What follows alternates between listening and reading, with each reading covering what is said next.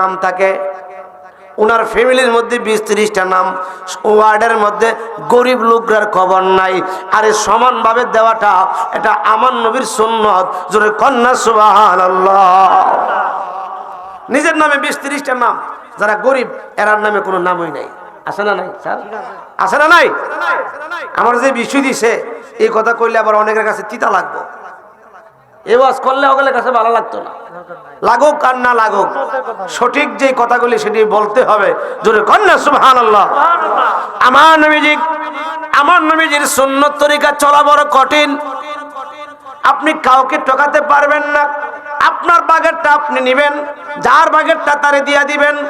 আমিরুল মুমিনিন যিনি অর্ধ পৃথিবী শাসন করে, আপনার উনি হলো গুড়ার লাগাম টানতেছে, আর যিনি উনার গোলাম উনি হইল গুড়ার উপরে, মানে উটের উপরে।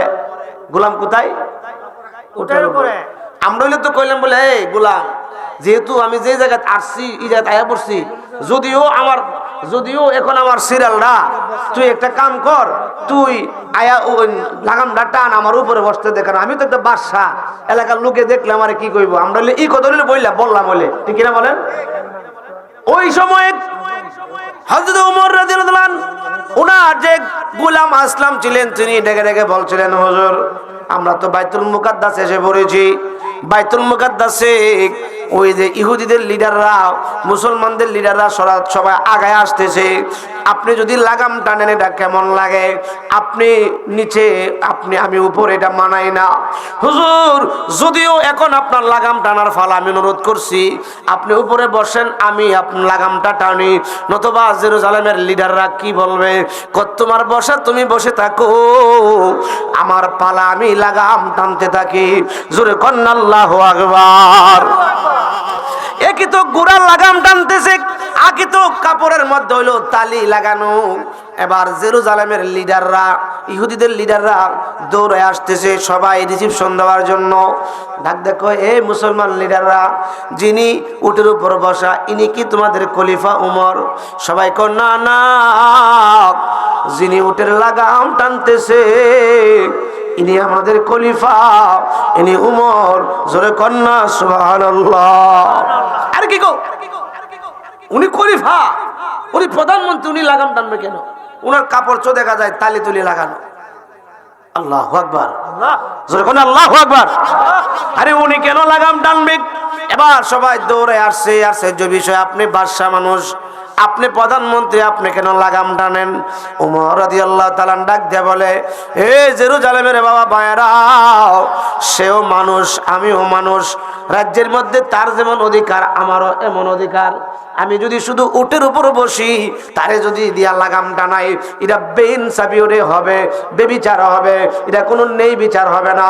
আল্লাহর রাসূল, আমরা এমন নবীর উম্মত, এমন নবীর সাহাবী, আমাদেরকে নবীজি বেইনসাফি কাজ শিখায়া যায় নাই, আমাদেরকে নবীজি বেবিচারী কাজ শিখায়া যায় নাই, আমাদেরকে নবীজি ইনসাফ শিখায়া গেছে। আমার নবীও এমন কাজ করেছেন। জোরে কন্যা আল্লাহু আকবার। আমার নবীর সুন্নাত যে তুমি যা খাবে তোমার ঘরের চাকরকে সেই খাবারই দিবে। অনেকে আছে নিজে ভালোটা খায়, চাকরকে পুরানা কাপড় টাবার যেগুলো আছে, পুরান কাপড় টাবার ইডি দিয়া দেয়, ঠিক না বলে? তুমি যেমন পরবা তোমার চাকরটাকে তেমন ভাবে তুমি পড়তে দিবা, খাইতে দিবা। এটা আমার নবীর সুন্নাত। দুই রকম নজর করা যাবে না। এই ওয়াজ যখন ওমর রাদিয়াল্লাহু আনহু করতেছে, তোমরা কি জানো না আমার নবীর সুন্নাত হইল চাকর যেমন আরাম দরকার, যেমন খলিফার আরাম দরকার, চাকরেরও আরাম দরকার। দুইজনে আমরা মদিনা থেকে সমান সমান, আমি 1 ঘন্টা উপরে বসলে 1 ঘন্টা লাগাম টেনেছি, আবার 1 ঘন্টা উপরে বসেছি আর 1 ঘন্টা লাগাম টেনেছি। আমার গোলাম আসলাম 1 ঘন্টা টেনেছে, আবার 1 ঘন্টা উপরে বসেছি, সে বসেছে, আমি টেনেছি। এটা হইল আমার নবীর সুন্নাত। এটার মধ্যে কোনো শরমের কিছু নাই। এটা হইলো ইনসাফ, এটা হইলো ইনসাফ। আমি আমার নবীর সুন্নাত আদায় করলাম, কিছু আদায় করি নাই, অন্য কিছু করে নাই, দেরি করে নাই। ওই জেরুজালেমের বাদশারা, জেরুজালেমের লিডাররা, তারা আর ডেকে ডেকে বলতেছে, এই অপেক্ষা করতেছে কেন? বাইতুল মুকাদ্দাসের চাবি দাও, আমিরুল মুমিনিন উমরের হাতে দিয়ে দাও। ওনার কাছে দেশ নিরাপদ। যিনি নিজে লাগামটাই না, যিনি গোলামকে, চাকরকে উটের উপর বসায়া লাগাম টানতে পারে, ইনার দ্বারা ইনসাফ প্রতিষ্ঠা হবে, ইনার দ্বারা নির্বিচার প্রতিষ্ঠা হবে, ইনার দ্বারা দেশের মধ্যে বেইনসাফি কোনো কাজ হবে না। জোরে কন্না আল্লাহু আকবার। এটি আমার নবীর আদর্শ, আমার নবীর সুন্নত। আল্লাহ তো বলছে এটাই তোমাদের জন্য শ্রেষ্ঠ আদর্শ, শ্রেষ্ঠ আখলাক, নমুনা হইলো আমার নবী। আমার নবীর দিকে তোমরা মডেল করবা। আমার নবী কেমনে চুল কেটেছে, আমার নবীজি কেমনে পোশাক পরেছে, আমার নবীজি কেমনে দৈনন্দিন জীবন পরিচালনা করেছে, আমার নবীর দিকে তোমরা ফলো করবা। আমার নবী হইলো তোমাদের জন্য মডেল। আজকে আমরা বিভিন্ন নায়ক নায়িকা, গায়ক গায়িকা প্রস্রাব করে পানিল না, এদেরই আমরা ফলো করি, ঠিক কিনা বলেন? হ্যাঁ ঠিক কিনা বলেন? অনেক যুবক পোলাপান দেখবেন ফ্যান পরে, এটার মধ্যে এমদা কাড়া সিরা, এটা ওরা দেখা যায়। কিরে এটা সিরা কেরে, বালা ফ্যান নাই, কহুজুর এটা মডেল। ওইটার দাম কত জানে? এটা মডেল। কি কি কি কি কি নাউজুবিল্লাহ মিন জালিক। এ যুবক ভাই, তুমি মুসলমান, তুমি কি নবীর আদর্শ ধরা দরকার নাই ভাই? তুমি ভালো প্যান্ট থাকতে সিরা প্যান্টে মডেল বানাইবা।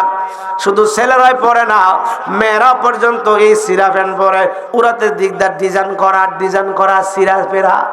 জোরে কর নাউজুবিল্লাহ, আর জোরে কর নাউজুবিল্লাহ। আমার বন্ধুরা, বাবারা, নবীজি বলছেন মান আহাব্বা সুন্নতি ফাকাদ আহাব্বানি, মান আহাব্বা সুন্নতি ফাকাদ আহাব্বানি। আমি নবীর সুন্নতকে ভালোবাসলে আমি নবীকে ভালোবাসা হয়ে যাই। তাহলে আমাদের দৈনন্দিন যত কাজ আছে, দৈনন্দিন কাজ থেকে নিয়ে সামাজিক কাজ, রাষ্ট্রীয় কাজ, সকল কাজের মধ্যে যদি আমরা নবীর সুন্নতকে আঁকড়ে ধরতে পারি, তাহলে আমার নবী কয় ওমান আহাব্বানি কানা মাইয়া ফিল জান্নাহ, তোমরা আমি নবীর সাথে জান্নাতে যাইবা। জোরে কন্না আল্লাহু আকবার। আজকে নেই বিচার নাই, শক্তি আমার আছে, আমি যেমনি মন্দিরে এমনি চলি, আমি যা ইচ্ছা তাই করতে পারি, কিন্তু এটা আমার নবীর সুন্নত না। সুন্নত, আমার নবীর সুন্নত হইল সমান অধিকার। রাষ্ট্রের মানুষ হিসেবে আপনি সমান অধিকার পাবেন। যিনি বড় লোক, উনি যদি একটা পায় আপনিও একটা পাবেন। আপনি না পায়া বড় লোক দুইটা পাইব কেমনে? এটা সিস্টেম নাই, এটা আমার নবীর সুন্নত না। আমার নবী শিক্ষা দিয়ে গেছেন। আমার নবী কই মা আমি একটা স্তনের দুধ পান করি, এই জন্য আমি নবী তো হইলাম নেই বিচারক, আমি নবী হইলাম নেই বিচারক। আমি নবী অন্যায় ন্যায় এগুলো আমি পার্থক্য করে দিয়ে যাবো দুনিয়ার জমিনে। আমি নবী হব কিয়ামত পর্যন্ত আমার উম্মতের জন্য মডেল। আমার আল্লাহ আমার ব্যাপারে বলেছেন ইন্নাকা লাআলা খুলুকিন আযীম। অবশ্যই অবশ্যই আমার রাসূলের চরিত্র হইল সর্বশ্রেষ্ঠ চরিত্র। জোরে কন্যা সুবহানাল্লাহ। আমার রাসূলের কাছে মক্কার মানুষে কাফেররা আমানত রাখছে টাকা পয়সা, স্বর্ণ মুদ্রা। আজকে আপনি কাফেরদের কাছে রাখবেন তো দূরের কথা, মুসলমান ভাইয়ের কাছে রাখবে আমানতের খেয়ানত হয়ে জায়গা, ঠিক কিনা বলেন? আমানতের খেয়ানত যারা করে তারা মুনাফিক। তারা কি মুনাফিক?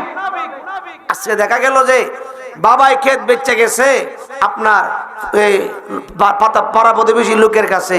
বাবার পরে পুতে আইন বলতেছে ক্ষেতের দাম ছিল 2000 টাকা, এমন হয়ে গেছে 2 কোটি টাকা। বাবা এটা বেচছে না।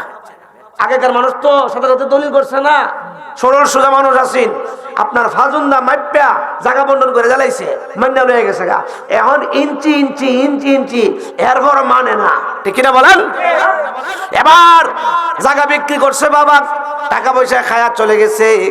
এখন দেখতেছে 2000 টাকা 2 কোটি টাকা হয়ে গেছে গা।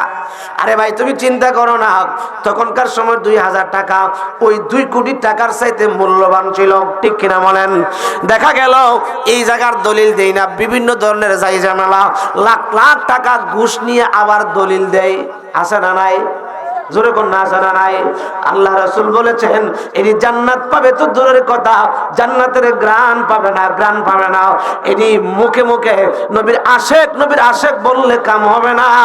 আমি নবীর সুন্নত এটা নাও, আমি নবীর সুন্নত এটা নাও। তোমার বাবা বিক্রি করে গিয়েছে, তুমি তাকে দলিল করে দিয়া দাও, এটা আমার নবীর সুন্নত, আমার নবীর সুন্নত। জোরে কন্যা সুবহানাল্লাহ। আমার নবীর কাছে মক্কার কাফেররা আমানত রাখছে টাকা পয়সা, স্বর্ণ মুদ্রা। আমার নবী ইচ্ছা করলে যে সময় মক্কা থেকে মদিনা যায় এগুলি লয়ে যেতে পারতেন। পারতেন কি পারতেন?